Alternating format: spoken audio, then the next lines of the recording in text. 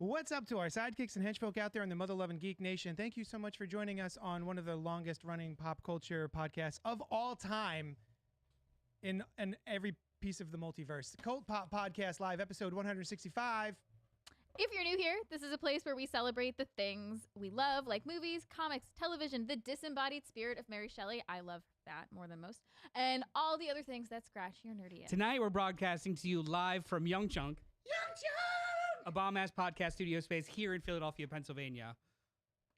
I'm JD of Johnny Destructo's Hero Complex, located at 4327 Main Street, Philadelphia, PA 19127. It's a rad-ass comic shop that caters to rad-ass folks just like you. So get your rad jeans on, walk your rad sneakers down, and give me your rad money. Joining us tonight... You have to be in jeans and sneakers, though. That's right. No jeans, no sneakers, no service. I could not know I'm in a skirt today. Only Today. Only rad money if it's sad money. I don't want your sad money. Or like... I only have sad money. Shit, me too. That's why I don't want any more. No loose change. Joining us tonight, our regular hosts, Alice of Inside the Morgue. Hi. Actor, entrepreneur, and love of my life, Sushan Lai. Ah. And last, he's here, I guess, Noel, of a physical space on Instagram, all underscores. I did it. Physical underscore, wait. Damn it, I had it. Yeah. Underscore media underscore space. But also special guest freelance journalist and co-founder of Certified Forgotten, Matt Monagle. Monagle. Shit. So close. Tell us about yourself, Matt. Hi. Well, first of all, thanks for having me. Do I look at you? Am I going to talk to you guys?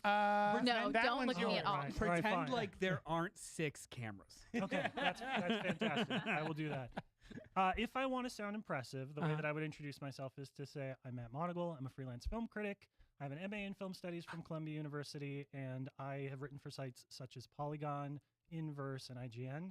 I don't want to sound impressive. I run a horror site with my buddy. Nice. And we've been doing it for 6 years, and it's cool as shit, and I'm so happy to do it. But see, when you introduced yourself the first time, I didn't get any of the impressive stuff. I only got the unimpressive stuff, and I was still very impressed. I was working up to it. I say. But he threw rad money at you, and you were just like incredibly distracted. Yeah. I wore jeans and sneakers in the Hero Complex, so I was just there to buy comics. Yeah. I love that you write horror reviews. Thank you. I do. That's it. That's all. I love. We're so impressed. Yeah, that's all it takes, really. Hey, what's the website? What's new right now? What are you excited about? Oh, good question.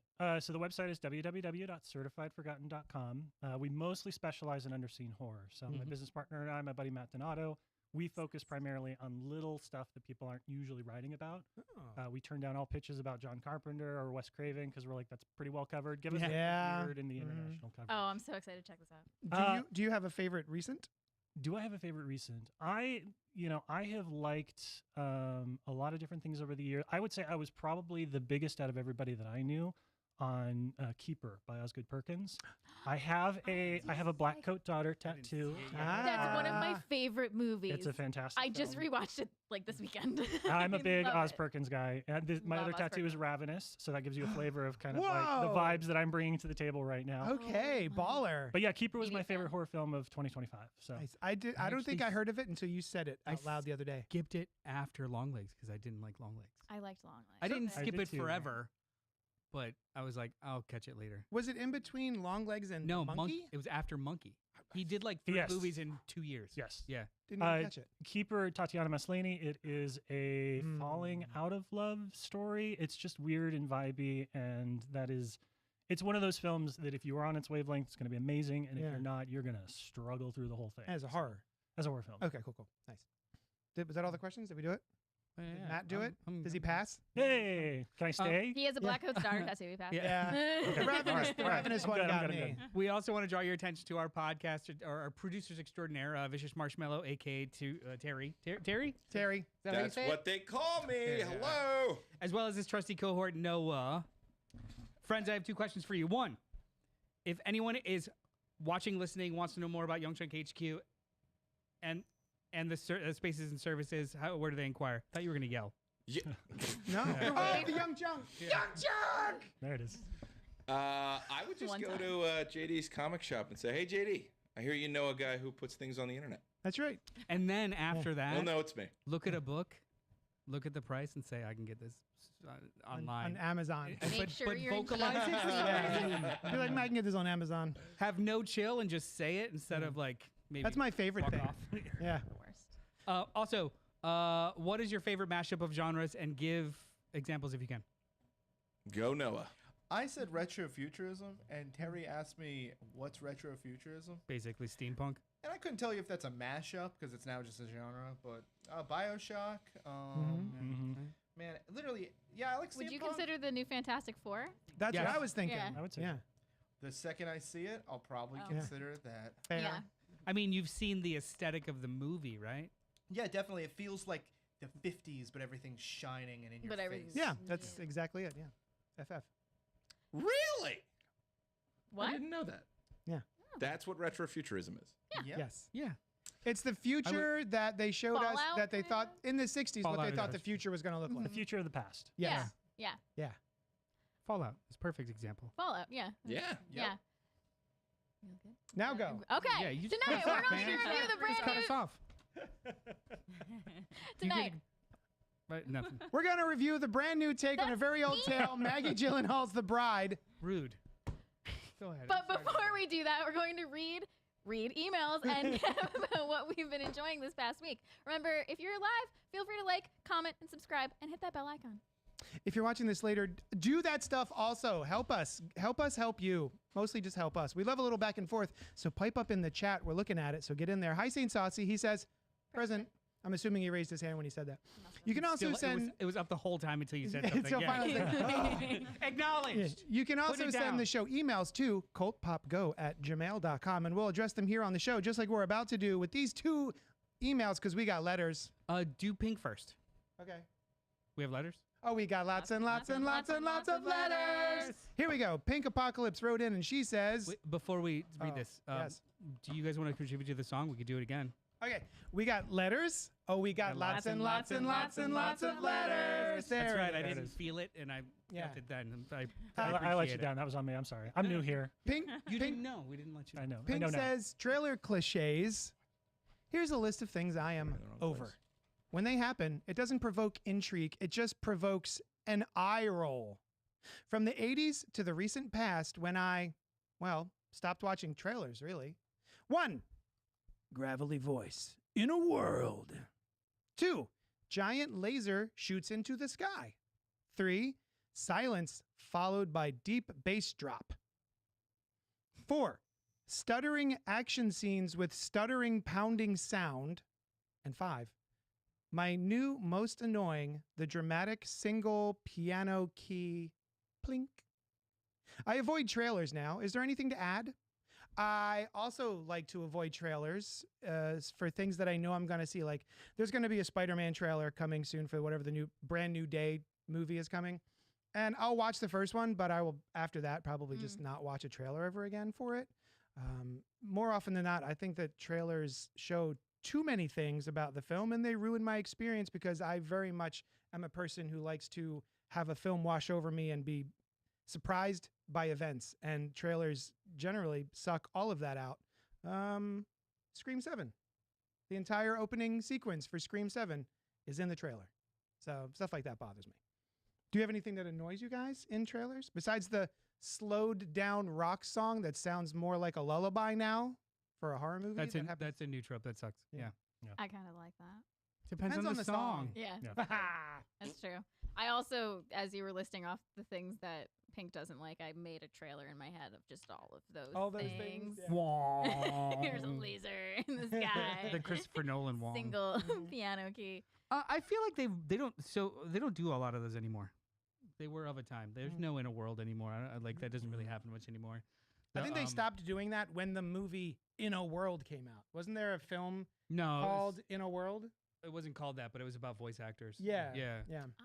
But no, like the when the tropes become self-aware, they just hold off on them for a while. So like most the beam in sky, that's forever. That's in movies, not so much just. That's not a trailer thing. Yeah. That's like a Yeah. end of end of movie Always thing. power in the sky. I don't know. I can't think of anything. I watch trailers. I enjoy them, but I don't seek them out anymore. Like, if it's the first trailer of something I'm looking forward to, I'll watch it. Mhm. Anything else after that is like, yeah, if I see it, I see it. If I don't, I don't. Right. Usually the biggest stuff now that gets trailers they are they're usually spoiler-averse in so much as they lie to us most of the time. Mm-hmm. Like they will go out of their way to either have different footage or adjusted footage or people that aren't actually in scenes there. So it's like if it's a vibe piece, I'm down. So I don't mind them. I don't actively avoid them. Okay, fair enough. If something in a trailer ruins the whole movie, the movie's got a problem, not the trailer. So I'm down. My brain kind of goes the opposite of like trailers that I've liked recently, and I think one of my favorites was Good Luck, Have Fun, Don't Die. Because I saw it, I'm like, Sam Rockwell, I like it, looks fun. I don't know what it is. Good enough. So, But I don't think that spoils much of the movie. right. You know, Yeah, exactly. Yeah. It gives you just enough. Yeah, I guess so. I mean, in the trailer, there's giant hooves the size of cars and people spitting out glitter and all kinds of shit. So it spoils weirdness, but doesn't Yes. spoil like Yeah. it. Yeah. Like I think the trailer for the movie we're going to talk about tonight was actually really great. Yes. I enjoyed the trailer of that movie There is more than the promise, the movie itself. there is a scene in that trailer that's not in the movie. Speaking of being lied to. Oh. No, the Bride of- bride. No. Bride of Frankenstein. No, just Bride. Ooh. She does say that. That's in the movie. It is in the movie. Okay. It's just the line. So it's 80 yard over a different scene. That's but what I'm saying. Yes. lines of That's what Okay, I'm you're saying. right. Yes. Yes. So Right. the thing that we see in the trailer Is wrong. is wrong. Well, it's It's a lie. voiceover in the trailer over a different scene. It just happens. It's I Oh, is think- it? Now I got to rewatch the Yeah. trailer. Let's Yeah. all watch the trailer. Let's all they're not stop people what we're talking doing. and seeing mouths. Yeah. It's just the lines are said and it's a different scene that they're said over. But you're speaking to the fact that it used to be, because trailers would happen long before they had the final cut of a film, that you would like see the stuff that didn't end up making it into the movie. Yeah. Right. So like whole scenes that just weren't in the final cut. And I wish more filmmakers, I mean, I'm a bad marketer if I suggest this, but I wish more filmmakers would put false stuff, Yes. like Yes. shoot Yeah. stuff Yeah. just for the trailer that has nothing to do with their movie. Mini movies. Remember when it we should had be mini that. movies? Yes, very much The so. Spider-Man. The Spider-Man. Sam Raimi Spider-Man. I was thinking even earlier than that with the first Back to the Future trailer was just Michael J. Fox's feet walking up to a car and rolling down the window and like putting on his sunglasses. Yeah. I just Oh, said coming this fall. I don't remember Like, that. They make small little movies Yeah. and then you don't See know that I anything. that I Like, would be kind of shit into was great. for sure. Yeah. Because even if it's just a shot, I will go into a film and they'll be like, oh, I love that shot. And then I wait the whole movie and I'm like, I haven't seen that shot yet. Yeah. And these characters are in it, so it suggests what just happened. Mm-hmm. You find you don't want to do that, but you find yourself being dragged into that by remembering the trailer pieces. Yeah, there have been times where I've seen something in a trailer where, oh, that person's wearing that outfit, Yeah. but they're dying and they haven't worn that outfit yet. Yep. So they're not going to die in this movie because they still have yet to wear that trailer outfit. actually Stuff just- like that. That actually just recently happened with something we watched together, I think. Doesn't I matter. wonder what it was, but yeah. So thank you, Pink, for emailing us. We have another one from Christopher St. Saucy. Good night. This is a long one, so I'm going to do some skipping. First, he says, it's hard for me to listen to you all when you talk shit about Scream 3. I love that film. Yeah, aside from a few of the new characters, no one matters. But who matters from Scream 2? Who knew Kirby and Judy would come back after Scream 4? But Parker Posey is amazing. Roman Bridger gives a stellar performance, and Aaron Kruger had some balls to make Harvey Weinstein the villain in a movie he was producing. And doesn't have that much less. Doesn't have. There's somebody doesn't have enough screen time, and blank doesn't have that much less screen time in 3. She just spends the majority of it alone or away from the other two main stars. Oh, I see. He does a screen time rundown in the email. Of all of the times of but we're gonna skip. We're good. Does it suffer from a lack of blood and gore due to it coming out post the Columbine massacre? Sure, but it makes up for that with its creepy aura and wicked humor. Not to mention the cameos from Randy, hated it, Jay and Silent Bob, hated it, and Carrie Fisher, always welcome. And I love the voice changer. Maybe it was unrealistic at the time, but like the motive in Scream 4, it was ahead of its time. I actually quite liked the voice changer. Didn't make any sense, but I liked it. Now on to Scream 7. I loved it. I've seen it 3.5 times. I count the time I was so tired I slept through most of it as a half. But I turned around and watched it again at the next showing. The first 3 showings were packed. Did I miss Sam and Tara and Kirby? Yeast, I did. Did I love Mark and Tatum? Yes, I did. Did the other characters in the movie need some fleshing out? Absolutely. We needed more from the killers. We needed more from Robbie Rivers. Which one was Robbie Rivers? Exactly. The newscaster. And we needed more from Tatum's group of friends. The opening scene was fantastic. The only reason I remember her name is because she's named after a previous Tatum. The I'm into opening Friends. scene was Think- fantastic, way better than Scream 2, which also involved characters not actually involved with the main plot, but it sets up a lot. Pause for a second. 5 seconds or 10 seconds. How many friends does she have? 4. Are we including boyfriend? 5. I don't know. If I we say 4. include boyfriend, I say 4. 5. Not including the twins because they Oh, we show know. up halfway through. 4. Yeah, all right. I didn't You know don't the have an answer. answer. She's, No. she's the 5th. No, but We're I'm just they're, guessing. they're so innocuous as like characters that it's just like, hey, was there 5 or 7 of them? I don't know. McKenna Grace, What her order friend did they who die? likes the creepy kid, and her boyfriend. Ah. And then her. There's someone missing. Her boyfriend, her. Oh, and then there's that kid that dies off screen and the stage tech. Oh, yeah. Oh, So you're part of the friend group? Yeah, sure. We make part of the friend group.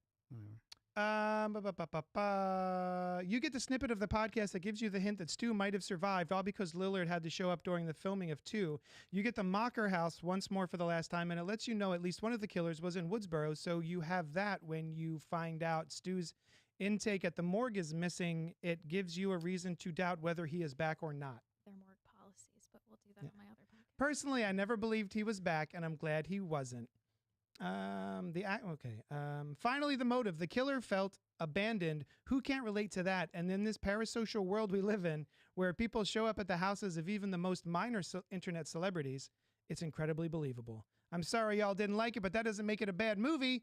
Just not the one you wanted. Give me another one, What I please. said. Um, I was disappointed. I'll even Yeah. push Glad against you that. enjoyed It's it. not that I don't dislike it because it's not the movie I wanted. I dislike it because it's not a movie I enjoyed. I didn't walk in wanting something. There I are just plenty of wanted to movies that enjoy I it. get something other than I wanted. Yeah. yeah. And I love Scream it for it. 6, I got something other than I wanted, and And I enjoyed the hell out of it. And I know that means that sounds like semantics, but no, that's intention. Like I don't walk into a movie expecting this exact formulation of things because you're just gonna hate it no matter what. Like no. Just wasn't for us. So Alice, Sushan, Matt, you weren't here with us last week when we talked about Scream. We I talked know. a lot about it. I know I was. Before we move on to the full review of The Bride, was there anything you'd like to add or throw in? Did you like it? Did you not? You had your email, but like Yeah, I had it my stewed email. for a week. Yeah, stewed. Bravo. You've mockered for on and off for a week. I've mockered on and off my whole life since 1996. I don't know. Yeah, it just wasn't for me. I've talked to a few people who've enjoyed it, and I'm glad they enjoy it. I can see the appeal. I like it better than. No, I don't like it. I like Scream 3 better than Scream 7. So this is your all-time worst Scream. Yes, but it's. Take that with this is still my favorite thing ever. So it's my Scream least itself. favorite thing Yeah. of my favorite thing ever. So I'm still What is going. it? Your least favorite $1 million. Yeah, yeah. Yeah, like it's still. I'm still going to rewatch it when I do my annual rewatch of things, probably. Yeah, I didn't. I can't put my finger on it. It just didn't feel well. I did in my email. I addressed in my email. I miss when Ghostface was more horror movie oriented, making his horror movie references. And I know they weren't super into that in Scream 6 either, but I feel like I made up with it with Mindy was making a lot of her references and had her whole monologue with all the different. Am I incorrect? No, to agree with you, I actually think it's not even that he has to make horror movie references, but the way he's presented in the movie is usually evocative of stalking horror movies, and it Right. just was missing. Right. It was just he showed up, and then a Yeah. FaceTime call. Like Yeah. there was no taunting Yeah. for me. And there were I- aspects. Yeah, that's what it was. It was the taunting. Like we got it kind of in the opening, Was that but even that wasn't really. no? It was like all the buildup that we got there was the boyfriend was teasing the girlfriend and like freaking her out, and then bam, came out. Yeah. What a bummer. Yeah, I just felt like it didn't have anything to say. I think Yeah. most of the Scream movies have something to say. Yeah. At least an attempt to say something, and I just didn't feel like they were saying anything. We were talking about it this afternoon via text, and it kind of occurred to me like it felt like a movie that was pieced together to be ingested in clips. Like these are all YouTube clips that are stitched together. Because there were bits that I enjoyed. Yeah. Oh, sure. Yeah. Yeah, the wall scene. Mhm. I don't want to get too. I don't know how spoilery we're gonna get here, I but feel like everyone that's seen it has seen it. It was a 73% drop off from last weekend too. So I think the majority of people that really wanted to go went, and then it Yeah. bottomed out. It'll Yeah. still be the most financially successful Scream movie. Which I don't understand. I mean, it's nature of the beast. It's just it's an easy movie to ingest, absorb. It cleared a bar. We're good. What's the next thing? Well, that reminds me of how like Mission Impossible 2 did so well. Yeah, Because it was following Yeah. Mission Impossible. Yeah. And so But- everybody wanted to go see Mission Impossible 2. but it still And took it's them still like 6 years to turn my 3 least around. Yeah, exactly. Like it was the highest grossing until 6, Yeah. but it still took them a while. I don't know. Now, Matt, you're not a Scream boy. I'm not. So I'm immediately going to, I built up all this goodwill. I'm going to lose it all by saying I'm not a Scream guy. And That's I fine. typically don't watch all of them. Mhm. But here's what I'll say is that a lot of my friends are also film critics or people involved in the industry. Scream is their franchise. They have been ride or die for this from the jump. Most of them were very, very disappointed in Scream 7. And so for me, this is sort of like your friend that's a really big fan of like a sports team and their sports team lost. And you're like, oh, man, Oh, You're like, buddy. "Aw." Oh, I'm so sorry. Oh, like, oh. Trying to empathize, like, Had it all the way to the "Ah." 7th. Yeah. And then they just, oh, Yeah. that's so sad. So I'm trying to like, I know a lot of people that are taking this movie, again, there's no such thing as bad films. I agree with you there. Mhm. But a lot of people that are taking this particular one really hard. Yeah. And so I hope that they get, the nice thing about horror is that there's going to be something in a week that, Yeah. that they can go see and Yeah, maybe true. connect with. But yeah, I've heard nothing but bad things from my. Is there a franchise that would kind of gut you a little bit if something came out that was like, oh, fucking A? I'm an Alien guy, and so Oh. I Oh. have been but I'm an Alien guy who likes Prometheus and Covenant the most, Yeah. and so I am on my own little island. And Yeah. when it Yeah, you comes to are. rankings and everything. Yeah. So it would have been if Alien Earth had been bad, I think I would have had a really hard time with that, Yeah. but it wasn't. So it's good. But Romulus kind of ticked Must you off be a little nice. bit. It was a bit No, of I a like Rom- I retrograde. liked Oh, Romulus. Romulus until cool. the very end, and then I was like, I've already seen Alien Resurrection. I don't really need to do this again. But yeah, no, there are no bad Alien movies. Nice.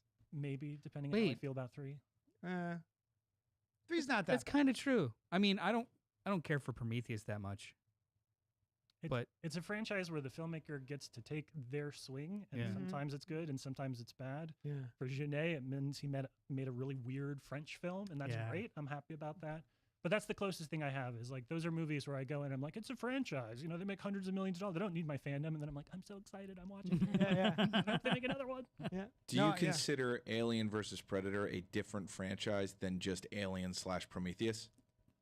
Yes, but I also do have Alien versus Predator Requiem ranked not last in my like Alien universe rankings. It Oh, is wow. above some Alien movies. That's all I'll say. Wow. So all right. very forgiving. What I can Elaborate. see of that movie is incredible. elaborate. 'Cause What I that's can't just, see in that s- movie. See, he liked it. No, it is Predalien? the Alien versus Predator movies are Predator movies. They're not Alien movies. I And agree. If you look at it through that lens, some of them are Yeah. pretty okay. Actually, I think the first AVP is mildly underrated. Mm. It's actually just a popcorn movie, Mhm. which I I was appreciated not in ready theaters. when it first came out. I was not ready for a buddy cop movie. So the weird, Aliens and Predators. the weird juxtaposition of genres is why I just felt surprised by it. Mm-hmm. I probably wouldn't work now. Yeah. But Although, the fact that it I came out of mean, nowhere and it was basically Predator a Badlands. T-Rex chasing Predator a Badlands predator is fun. in the Antarctic, I was like, this is kind of fun. Yeah. Yeah. It's the other Paul Anderson. What's not to like? Speaking of Resident Evil, no, oh, Sushan, do you have any extra? Like, you were there with us. How do you Yeah, feel about I it? don't have the same attachment to Scream. I couldn't tell you, other than the first one, which of them I for sure have seen. Definitely did not see 6. She didn't see 6. But mostly I just had fun with it because Mhm. didn't have really much expectation. Yeah. But the cut, there's like specific things that jarred me, like the cut of the reveal. I'm like, that was bad. It was just bad. But I just saw there's a meme today going around of like a police lineup. I sent it to you. That was from There was a me. police Okay. lineup, and you've got the killer, and he's like 6 feet tall. Right, And you've yes. got the Take the reveal mask of off. Killer, Yes. And they're like 5'2". 4 feet tall. Yeah. that's not to say the whole thing was bad. That was like a cut that bothered me because I'm a very visual person. Mhm.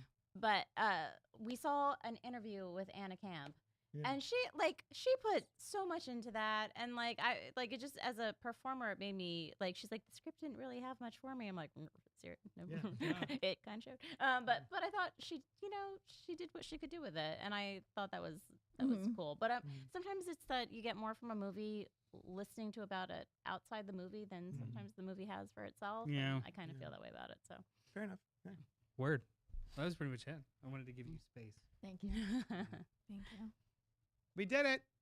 We're gonna skip our poppins. We usually do a segment that I lovingly call "What's Poppin'," wherein we ask each other what was poppin' for us this week. But there's so many Nothing. of We're us. rolling deep, so we figured we get to it, right? The Bride exclamation Get no point poppins.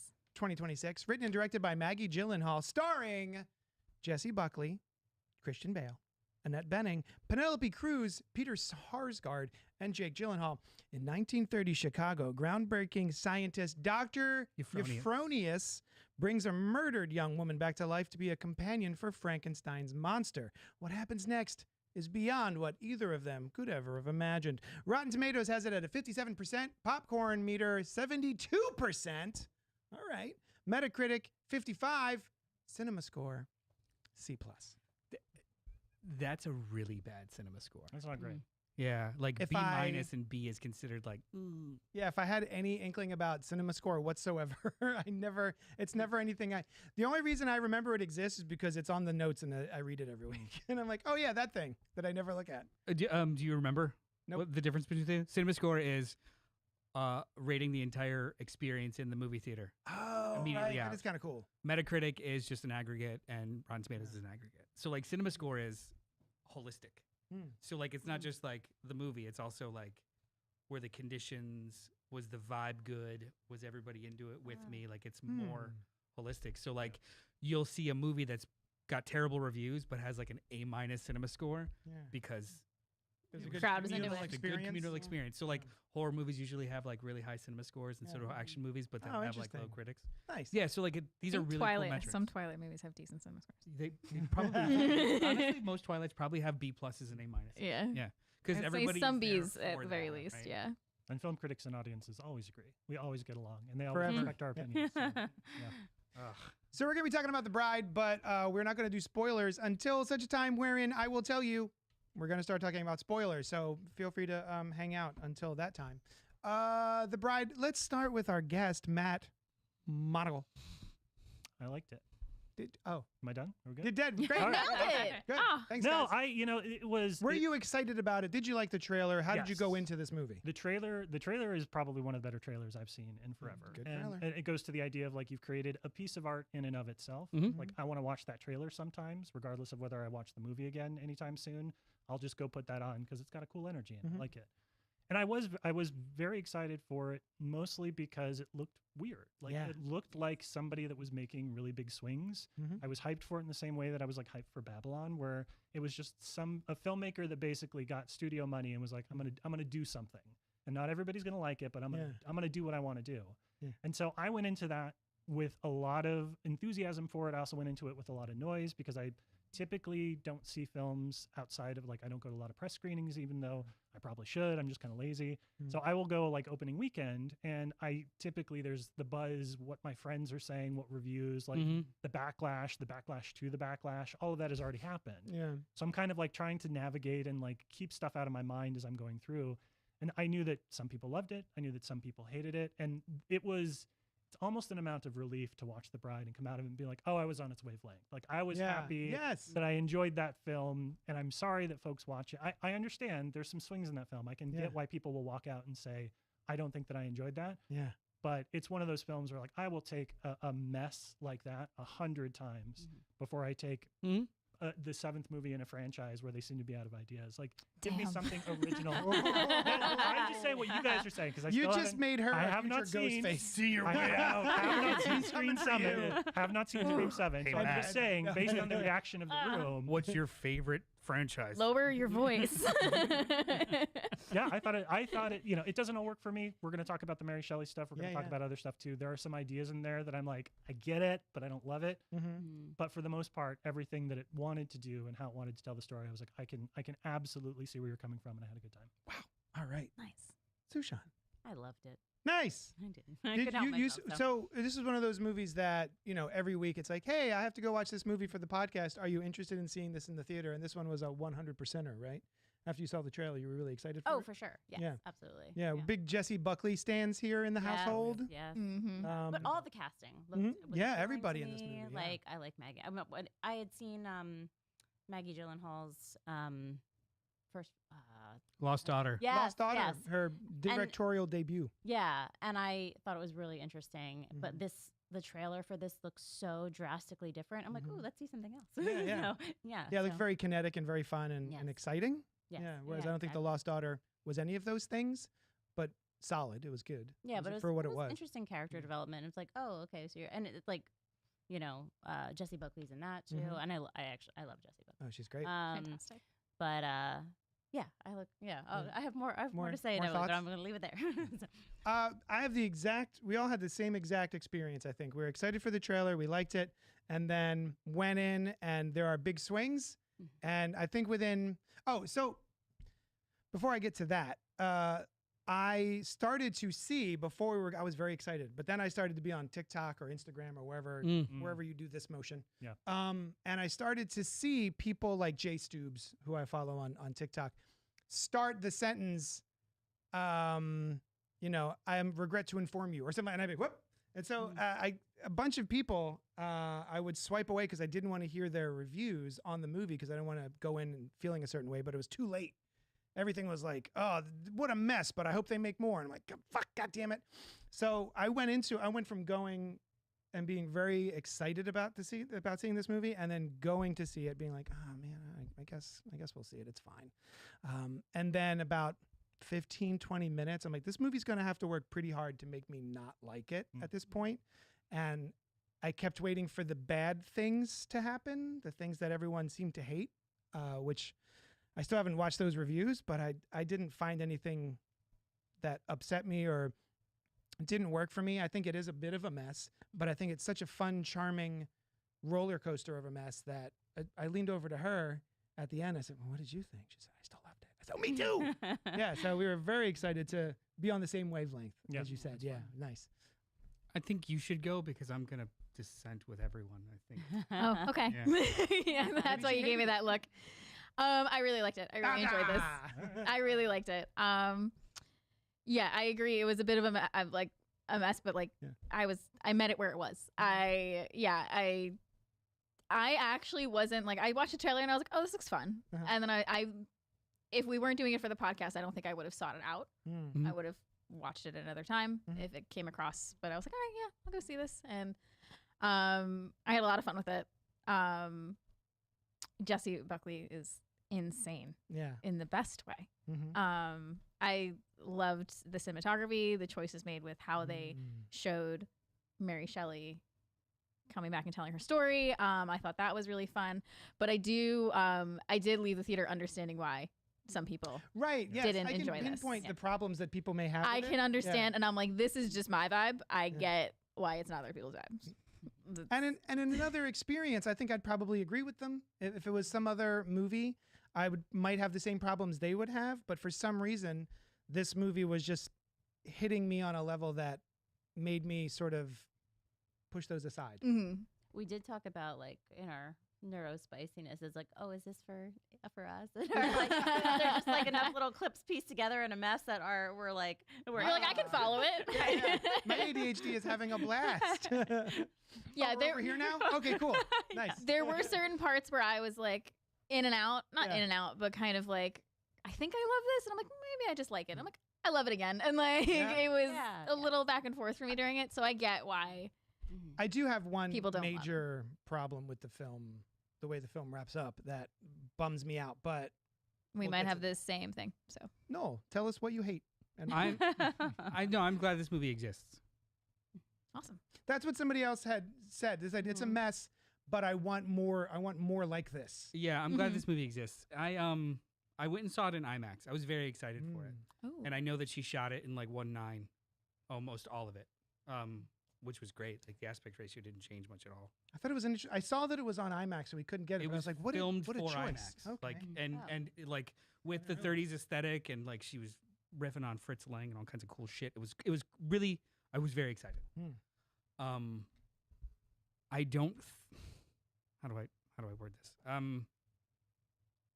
I think the movie almost betrays itself in what it's trying to say, but doesn't even know what it's trying to say. Like it defies its own logic in the narrative to make more of a mess than a statement, I think.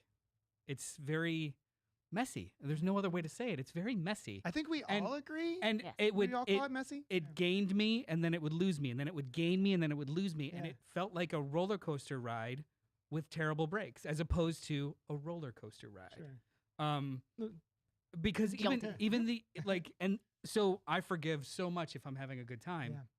but then every moment I would be having a good time in a long stretch, and then something would happen where I would be like, wait, what? And then it would give me the opportunity to think about how half of this doesn't make sense, even in the rules that were established in Yes. the film. Doesn't make Yes. sense. Yeah. I am okay with forgiving those things if it's a smooth transition Mhm. from like wildness to wildness. There's aspects, I don't know, I don't think it's it's a spoiler, but there are aspects of magical realism within the film which are wonderful, I mean, you see But- dancing sequences and stuff in the trailer. Like, more so than that. Yeah. Like the way she falls down the steps is very stylized. there, I'm not even talking about that. I'm talking about like things that people are doing within the movie that is magical realism that's not explained and or Mm. it doesn't even have to be explained. It's inconsistently employed. Mm. There's no actual language to this other than anarchy. Mhm. And it seems as though the drive of anarchy was towards a brick wall Mm. because I don't care for how it wrapped up. Mm. I don't think like the main character is like, I guess dry. Like I didn't know what she wanted at all the entire movie. Mm. And then she says what she wants and you're like, really? Yeah. And the movie almost betrayed itself in a weird way. And then they tack on, it's like a kitchen sink movie. It's literally everything. Mhm. I guess revenge, but no, but then I guess empowerment, but not really. That's a subplot that we don't even do anything with except like 2-minute thing at the very end Mhm. that doesn't even have anything to do with the main character. Mhm. Like there are things that this movie has ideas about and swings, and they're fucking wonderful, but it's just slapped together in such an Inconsistent. no, I think it was intentional. Mm. It was like trying to be punk rock, Hmm. but it didn't have the frequency or resonance that like the distortion at the right pitch. Hmm. Does that make sense? Mhm. Yeah. I'm Yeah. glad this exists. And when you give a filmmaker $90 million to like fucking do your thing, Mhm. sometimes you get sinners. Mm. And sometimes you get a little ball of, oh, I like what you tried, Mhm. like Yeah. this. Yeah. Mhm. I think they're both worth it. Mhm. But I have trouble recommending this to some people. Mm. Oh, Most Oh. people. Yeah. true. Mm. This is Yeah, no, that's true. Yeah. yeah. Like even just like the Mary Shelley stuff. Mhm. Such a cool idea. Yeah. Mhm. Absolutely betrays any real plot that this movie has. Yeah. Because we're supposed to believe that she wrote a story and she's in purgatory. But the story itself is actually real, I guess. That That's But the stuff is that doesn't make sense, right? yeah. it- That took me out of it a few times. but then I'm like, okay, I'm cool with this. Let's play with it. Maybe like even if there was like one line of dialogue from the grave where it's just like, well, it wasn't just a story. Yeah. We're good. Yeah. Yeah. But even if this is not meant to be an actual representation of what's going on in her dead head and blah blah blah, that's fine. But the movie doesn't do anything with those two thoughts Right. towards the end. Like they don't come together. Mm. It's just two tracks, and like let's include them both. Why not? Yeah. And Mm. that to me, that's not when you juxtapose two forces Mm. for a new meaning. That's powerful. These are just two good ideas. Mhm. Well, in some And let's cases go. is like the original Bride of Frankenstein was just gonna opens ask with about that. Mary Shelley, yes. Lord Byron saying, "Wow, that book you wrote, I can't believe nobody's going to publish it because it's too dangerous and too risky. What a wonderful story. Here's the story. Let me remind the viewers of what the story is." But the story that Byron is describing is the movie Frankenstein, not the book Frankenstein. Huh.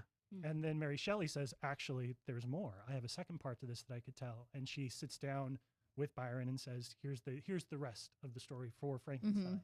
And so part of that, I think, is just Gyllenhaal playing with homage, like the Yeah. idea of Mary Shelley as her own unreliable narrator that's Mm. dealing with a story that exists in multiple mediums and Mhm. exists in the world and also doesn't exist in the world.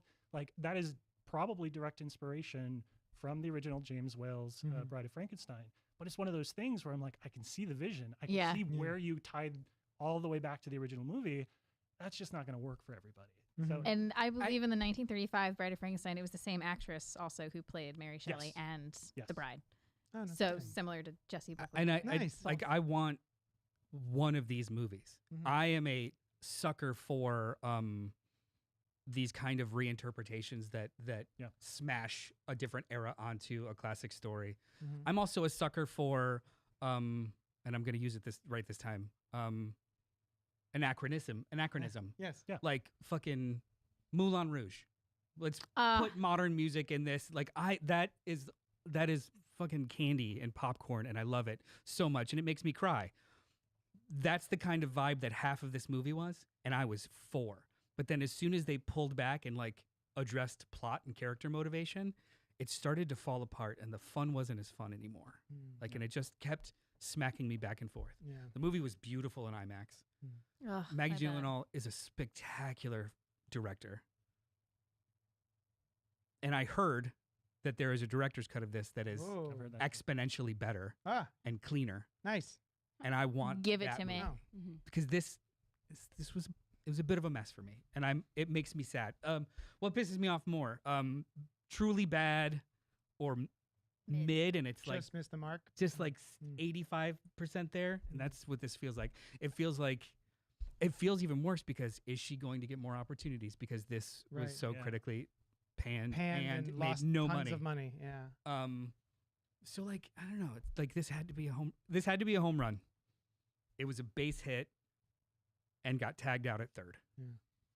We I get love sports sports. analogies. Yep. Yeah. Yeah. That I got means- you. That I means got That's you. correct. It was a base hit, kept hitting that means she whether got a it was- hole in one. it was like a forced error Touchdown. at third and Perfect. couldn't A cross double, the plate. He tried to stretch into a triple and he got thrown out the third. Yes. There you go. Yeah, it was on him. Mm-hmm. He had the advantage and it was on him. There was a rock climber who was almost all the way up and then fell at the top. Oh, I like that one better. Little. That's for macabre. Alice. That was me Thanks. 2 hours before this podcast. I forgot what I was gonna say. Well, never mind. The chat might be broken, by the way. Pink's in there. Let's get into spoilers. 4 out of 5 dentists recommend this movie, The Bride, to you to go see it. Noel says, don't. Just don't do it. I didn't say that. He didn't. He loves it when I say that at all. paraphrase him incorrectly. He says he hates everything. Don't do it. I didn't say that at all. I said it was a worthy endeavor that just Oh. did not resonate with me Basically at all. Let's get into spoilers. Is it 'cause I because think- you've never been a bride? Because neither have I. Put one on the board. I couldn't. I was That's a trying running- not to this that's a whole running time, bit. and I had Uh, to. That About was Alice, actually really, really good. Alice's breakup. But like to your point though, I did ask my wife if she wanted to go, and she said no. Ugh, My wife my wife. We both get put that points. shit on the board. Oh, the chat is not broken. Pink's in there. Okay. There we go. She just didn't want to say anything. We should start with the Mary Shelley of it all, right? The thing that we were just alluding to. The fact that she shows up, she introduces the movie, which I was not expecting, Mhm. and says, "I've got more to tell," and blah blah blah. Oh, that's neat. That's a very cool idea. I like that very much. But then, the tale she is telling is involving a real person. So, Sushan, we were talking about it in the car earlier, and Sushan goes, "Well, the story we're watching is just the fictional tale that Mary Shelley wanted to tell us." But then I go, But she that's possesses that's Ida. not the case. She is possessing a real person in a world where it seems like the Mary Shelley Frankenstein novel was a documentary style novel. Like it was like it actually happened in their real world 100 years ago, and he is a character that exists there. So it feels like she's almost used, puppeteering a multiverse somehow, where she's able to break through into another reality where her novel took place, and then use the characters in that reality. Also, too, like you can. At one point, I was like, "Oh, so the possession and then like being born with both personalities and twin spirit stuff." You could sometimes kind of step outside of it and be like, "This is a narrative device for this story, and maybe they're not as intrinsically connected." But then Mary Shelley literally imbues the character of Ida with information that she should not have because she has all the answers in the other realm. Yeah. So it breaks the idea of me headcanoning it around it. Yep. It just is, and you take it at face value, which I was like, oh, okay, do something with it. Mm-hmm. But they didn't do anything with Right. it. Then it also gave her powers to control or inspire other women on a whim or make them do things. Is that something that happens? That happens in the musical dance number. routine, Yeah, yeah.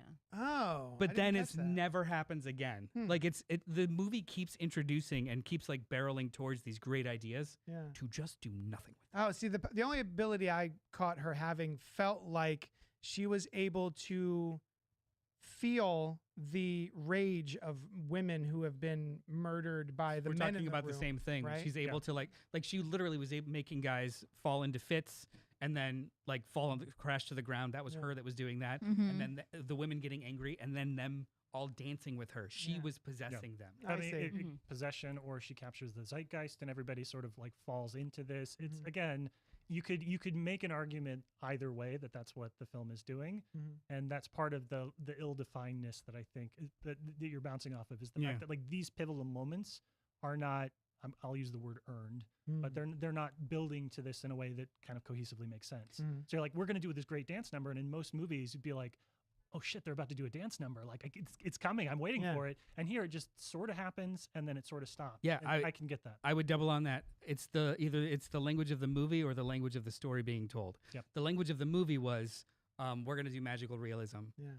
And then for the most of it, the language of the people in the movie, it matched up. Mhm. But then there were parts where it didn't. So Yeah. like the very end of the drive-in, I absolutely fucking adored that their conversation was being juxtaposed on the screen. Oh, yeah, by the actors Which- on the screen. Which is such a wonderful way to show like to visualize the emotionality of this conversation in like a new way. and someone and who's then you- overhearing it. And then you cut to the other characters in the movie watching and seeing that it is Mhm. these two monsters and not just the movie they're watching, which breaks the magical realism into no, this is actually magic that they're doing Hmm. in the world of this movie. And I don't know if you can have them both successfully. Does that make sense? It does. Mm. Like, So go ahead. no, I just thought with that because wasn't there a part earlier where Frankenstein imagined himself in a The Jake film Gyllenhaal by role? himself, And that was it's just like, are him. they joining kind of that view together? Like, Either way, Yeah. it introduces this ability that she seems to have Mhm. because they explicitly show other characters reacting to it, not just reacting to the conversation. Penelope Cruz is literally like, "What the fuck? They're on the screen." Like, Oh, that see, is I a didn't part- catch that either. I thought that was just for us, the viewers. I didn't realize that She- that was something. A I- character- I- she looked at the yeah, screen. she She was watching the reacting. screen. They look Yeah. up at the screen, but again, is that an allegory for like cinema, or is it like something that's diegetically happening? Yeah. A movie like Babylon makes that line for Yeah. you, as in they're watching a movie or they are, mimicking the style of movies. This movie doesn't want to have those boundaries, and that is maybe a feature, not a bug. Mm. But in regards to the point this movie seems to be trying to make, and I don't even know what the point this movie is trying to make, it like fights against it. so I had a take that like, that I told you about when we were talking about the potential of a multiverse and her control. To me, I thought this was a writer's outline. It's not complete. Mhm. It's a bunch of ideas that like have been festering with no place to go, and that's where the chaos comes from. Is that like they're not all the way there yet, and like it's like This is I Mary feel Shelley's like outline. yeah, and like that this is part of the process, and then you edit and you narrow down, and it's like all of her these are her chaotic post-its that she's gonna like rearrange. Nice. And I was okay with that as an artistic process. I didn't need it necessarily to be the fully fleshed out process because I enjoy the process just as much. I agree with that. But in order for you to shuffle, you need to know the order to shuffle. Does that make sense? Like, I need to know that it's out of balance. I need to know the rules before I can break them in a meaningful way. I can't just show up with broken rules and say, this is the way.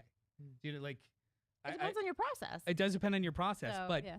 it gets you somewhere, Mhm. either one. And I don't know where this movie wanted to get. Not only do I not know if it got there well, I Mhm. don't know where it wanted to get. And I don't have that sense watching this film. Mhm. There was something else I forgot. I'm sorry. It's okay. It did like I didn't get so. Do you guys know how a CPAP machine works? Yeah. Yes. All right, I have a CPAP machine. The night before I saw this movie, it was malfunctioning. I got 2 hours and 30 minutes of sleep. Oh no. I had to get Oh, no. I had to get up for work at 6, whole day, and then went to see this immediately after at 5. That's I You were thought. prime. Hang on. I thought that I was going to struggle. I thought I was going to struggle in the movie. I thought it was probably a bad idea, but there was absolutely no other time that I was going to be able to see it. Oh, let's power through. I did not get tired once. I was not unengaged at all. I was rapt attention and did not feel bored or looked at my watch, which I was kind of surprised about considering I was fucking dog-ass tired. Like almost falling asleep in the car tired. Yeah. So it kept me and I was paying attention. But where it took me was it just felt shattershot and not esoteric. Like it just felt like a mess. I think my problem Pretty bits, that I but a alluded mess. to earlier was we've got the way that they get back together at the end was my big problem. The fact that he's been lying to her this entire time. She finds out he's been lying to her this entire time, and she goes, "Well, I'm out." Yep. And then 3 minutes later, in the same scene, all of a sudden, she's madly in love with Frank and can't live without him and all this other stuff, and we have to fix him and all this blah blah blah. So it just felt like there was a scene or something that should have been in there, some sort of like reconnection between the two characters after you have that split that split you get in every rom-com where it's like, it's time for them to be on the outs. We've had a good run this far, time to be on the outs, and then they'll be separate for a little while and then they'll get back together. And that all happens within 3 minutes. I think Just by him being the shot in driving the was head. supposed to be that, but Yeah. go ahead. Yeah. I didn't feel necessarily that she was like madly in love with him, you know, and right. Like I don't have to be madly in love with someone to want to still save somebody if they're suffering or dying. Like, Well, she right, asks him, "Do you love him?" And she's crying and screaming and saying, "Yes." Bring him back. Bring him back. Yeah. well, yeah, but also that's an intense, you know, Yeah, what are you going to that's say? true. No, let him die. Yeah. You're right. Yeah. Like, come on. He's fine.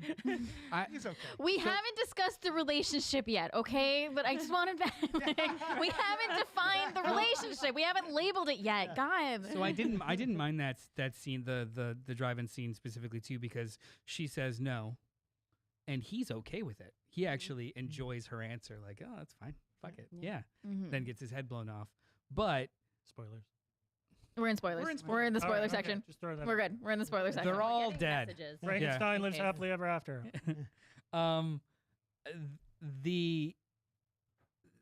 The sequence of resurrect him and I want him forever.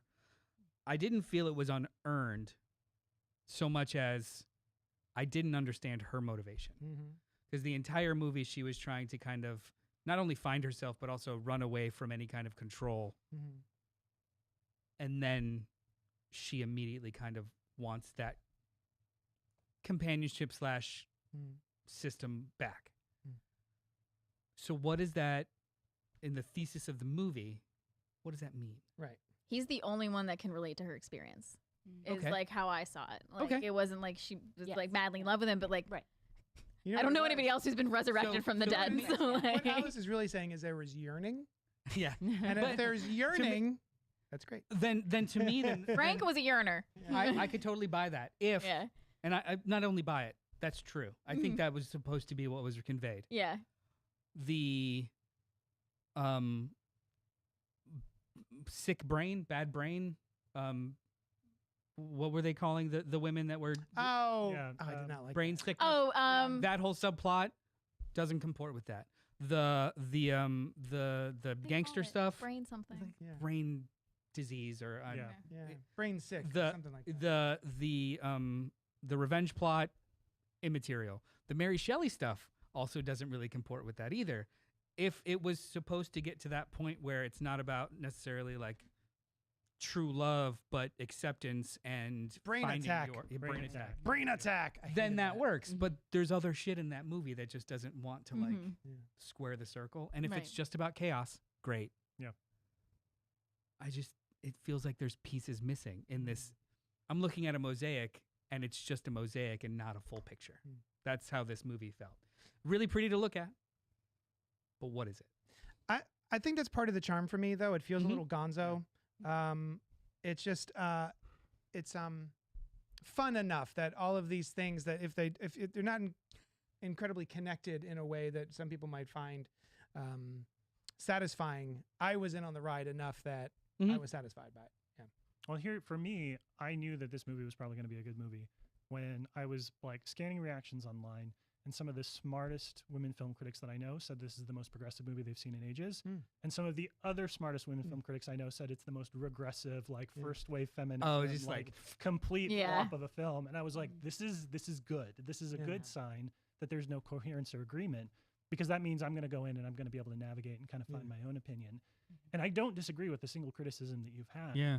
To me, this movie feels angry in a way that is not like white hot, like focused anger. It is scattershot, like post-it notes, like the first draft of something. It is an argument you're having with a loved one where you are like yelling and saying like, I'm going to bring up something that happened 3 years ago because I'm suddenly mad about it right now. It is just a generally angry film. And as a generally angry film, I think that makes it a wavelength movie where if you feel vaguely mad about the same kind of stuff in the same way that Gyllenhaal does, you can absolutely find yourself kind of slipping into that. But I've always been a fan of messes. I love messes. I prefaced this by saying I like the movies where they take big swings and things don't necessarily work out. But I respond to the fact that there is an unfocused, at times incomprehensible anger to this movie. And I think you said scattershot, you said that, it's just chaos and anarchy. I think it is. And at the end of the day, I sum up, I kind of like take all the bits that worked in one hand and all the bits that didn't work in the other hand. And I've still got way more going for it. The film has way more going for it than not. So, and it's a rage that seems to build throughout the movie. Like at first, it's just angry that I'm dead and brought back. And then we also get like, hey, but also, wait a minute. Oh, hey, I hate this too. I'm getting madder as I talk. That sort of experience with the film, right? For me, I mean, imagine being a woman in the time of Mary Shelley and all the crap women had to deal with, and then 100 years later, it's like, oh, it's still the same, and it's it's like where is the evolution for women? And like, I'd be mad. Even when she first published Frankenstein, it had to be published anonymously because they didn't want a woman publishing it, and then even with that, they had to have her husband do the introduction, so it was assumed that he wrote it because he was also a writer, so everybody was assuming he wrote it for the longest time, and then it was finally revealed that she finally got her credit. But like, so yeah, like, should imagine being in that headspace and then 100 years later seeing like, oh my God, why are we still here? We were talking on the walk over about, Slash Film, and I've written for Slash Film, and I have some friends over there. Full credit to BJ Colangelo, who's an incredible film. Oh yeah, she's awesome. She said, she was like, everybody says The Bride is like, oh, it's too obvious. It's like too straightforward. The film was released the same weekend that they had Harvey Weinstein interviewed in the Hollywood Reporter, like a front page story about like where he thinks the industry is at. So no, it's not angry enough. And no, none of this stuff needs to be like, we're not so sophisticated that it needs to be less angry. Like anger is good and we should embrace it. Interesting. Yeah. I didn't catch that. Yeah. I just wish personally the incense had a call to action as opposed to just screaming into a void. All of the women with the makeup on their faces, whatever that is, Almost did that tonight. No, like that's none of that is from the bride's doing. That is all secondary to anything she does in the movie. It's just people see what she's doing and hear about what she's doing, and then they make her this sort of paragon of rebellion and feminism. But she doesn't actually do anything with it, which I think is interesting. Like, it's not a fault of the movie. It's just people seeing something happening and then glomming onto it. I think it's an afterthought of the movie, unfortunately. What's that? I think it's an afterthought in the movie, unfortunately. Like, it's not a fleshed out subplot. And what I mean by call to action is I mean from the movie, not in the movie. The movie should make me it shouldn't make me do anything. What I was hoping was that the movie I'd feel the rage, but it would help me direct it and not just keep screaming about it. And a movie like Sinners has done that. I keep comparing it to because the whole Warner Brothers thing about like, so they're not really comparable movies, but like model wise, I think they're comparable. You have the same producers that are approving the same style of budget for a movie that is untested and given complete creative taking control. big swings. Just the difference between living as a woman and as a man. Like, how do you propose we do that without a murder spree? Like we live disempowered for generations. And so, and like every foothold we try to get comes with an election like the one we have, right?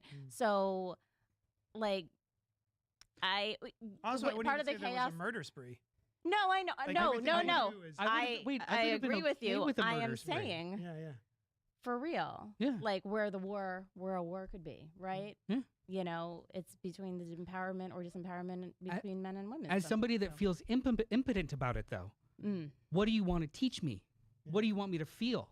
Not just rage. Where should I put it? And a movie like this has the opportunity to do that.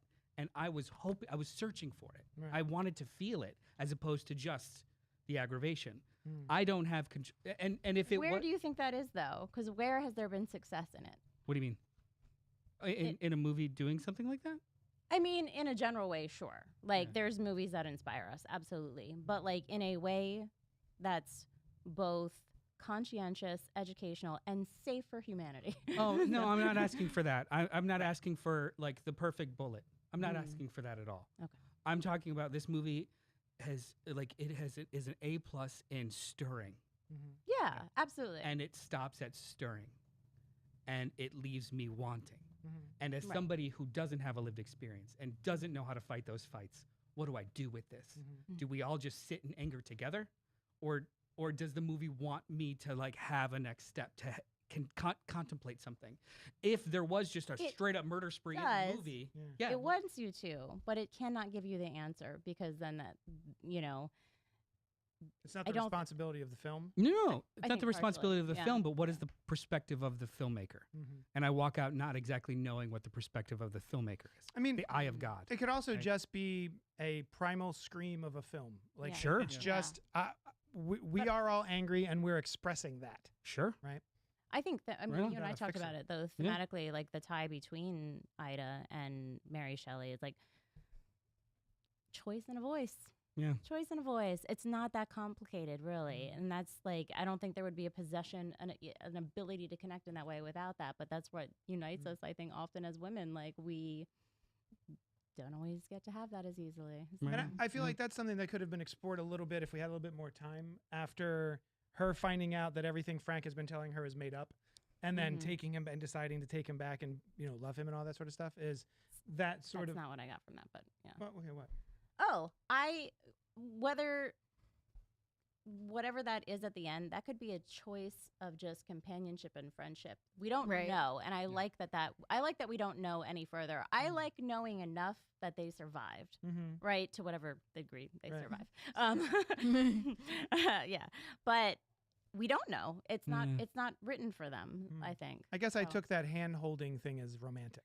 The language of the movie makes it feel romantic to me, but I don't know. What do I know? So here's one thing I'm going to say. Because the podcast that I do with my friend, Certified Forgotten, we talk about films with 10 or fewer reviews on Rotten Tomatoes. That's the tagline, which means that we watch a lot of really small stuff. And a lot of the question is nobody knows about this film today, because if it did, it'd have an audience, it'd have reviews. Where is this film going to be in like 10 years? So I am constant. Every movie I watch, a new release, anything that I see, I am, and maybe this is just like the history nerd in me, I'm always thinking about what is the contemporary reaction. And then where's it going to sit 10, 20 years from now? Yeah. I think a lot of Black Christmas, which is the remake of Black Christmas, which was pretty universally hated when it came out. The newest one, which I loved. And the reason that people don't like it is because it's unapologetically preachy and angry and like incredibly didactic. It's there to teach you a lesson about men, and men are bad. And people are like, we know that, we're living that. I think about that film and how it's sort of aged. I think about this one is the fact that, this feels like an existential scream. We're online all day long and we see the state of the world and it sucks, and we don't need to live in that moment when we're in the movies necessarily. Yeah. But in 10 years, people are going to look at this and be like, oh, this was what people were feeling. There was an existential dread that nobody knew what the fuck to do. Sorry if I can swear as much as I want. You can. Okay, good. Go for it. Nobody knew what to do about. We were all just sort of living in it, and there was an impotence that we all sort of felt. And I think that is where this movie is going to slide into the cultural history, is this idea of like, that was the vibe in 2026. It's like we were all just mad all the time and had nothing to do with it.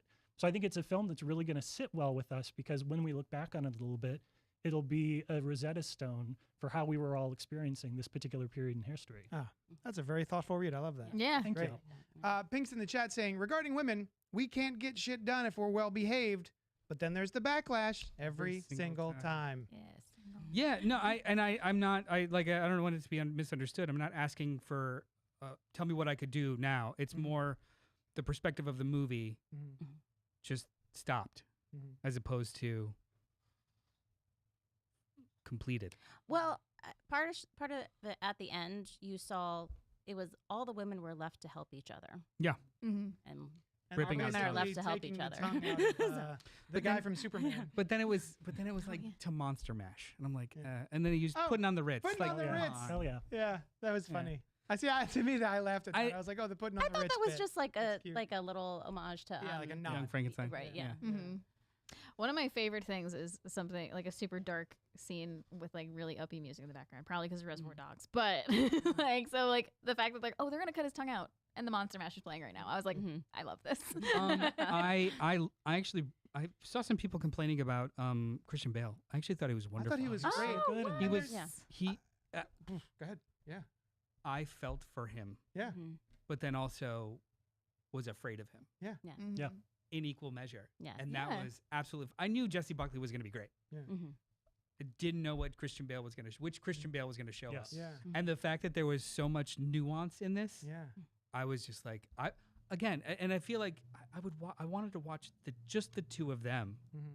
navigate things, and the other noise was just noise. But Yeah. it's like, Yeah. I loved them the, together. The crux of the film.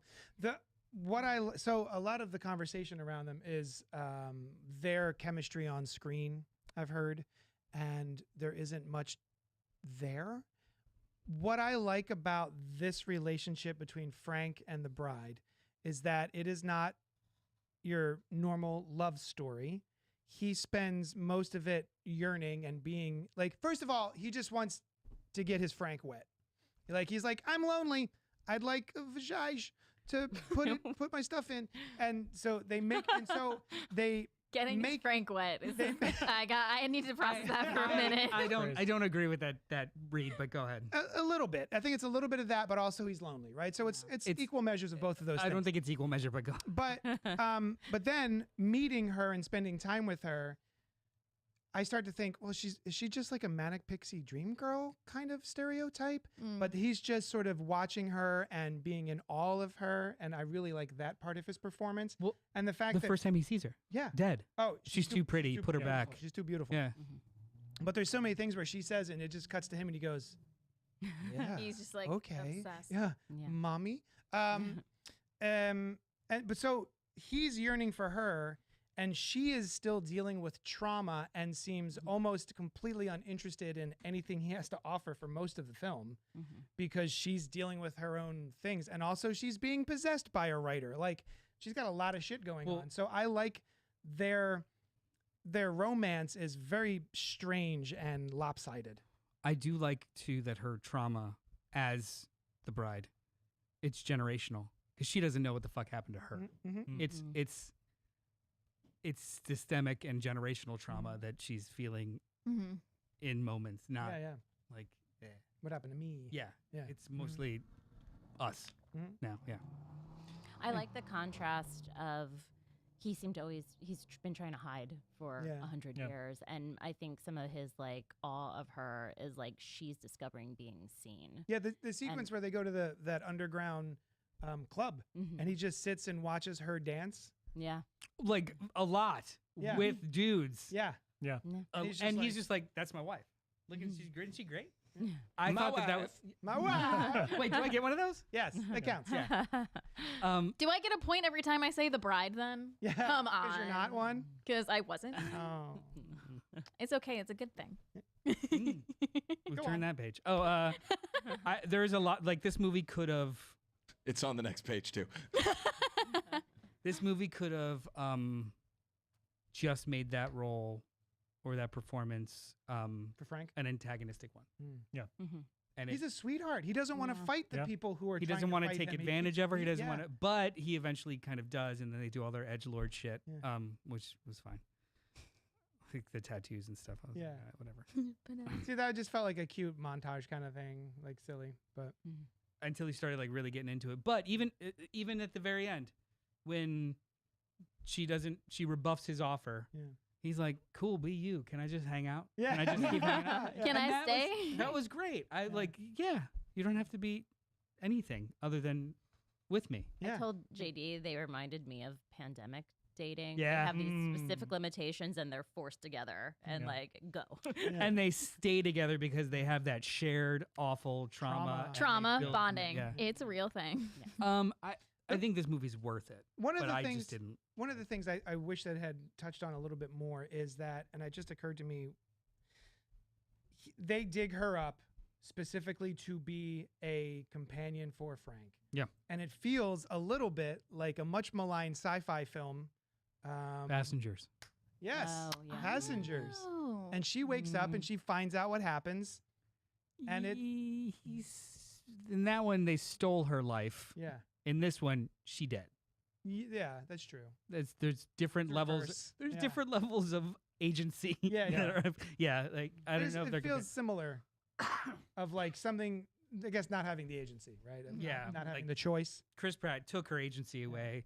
This one was like, she's dead. Let's Yeah. give her some. Yeah. Yeah. a little What do you bit. say? Let's Yeah. a little bit. Let's Yeah. let her loose. See what happens. I mean, she's my wife, but My wife. we'll wake her up. Speaking of slash film, I was listening to the show today, and I guess Jeff was talking about actors who are acting, and you're watching them acting. I didn't get to watch it yet. It was. I saw the title that they Yeah. all hated it. They but all that's hated it. Yeah. But- Yeah. Jeff. I started listening to it too, and I was like, oh, they hate it. Actors acting, and like this is something where you just watch actors do their I don't- acting. I mean, And I loved watching her do her acting. Like, I mean- maybe you're either charmed by what she's doing on screen or not. Mhm. But whatever Jesse Buckley was doing this entire film, I was all in on. he's right, but I don't think that's necessarily a problem in something Right. this broad. Right. Yeah. This movie's a scream. Mm-hmm. So sorry, there's not as much nuance. Yeah. Yeah. I will say every time that Jessie Buckley was Mary Shelley, I wasn't like, oh, more of this, please. Like Mhm. that didn't. I understand what they were doing, but it was a big swing for the character, and Yeah. it was a tough like kind of dialogue delivery for me to listen to. But it mostly is in the first like 15 minutes of the movie, Yeah. and then it kind of like takes a back seat, and she is just the bride for most of it. Yeah. So that worked for me. Does this movie work better without Hold on. Mary Shelley? I was actually going to ask that before anybody answers that. Yeah.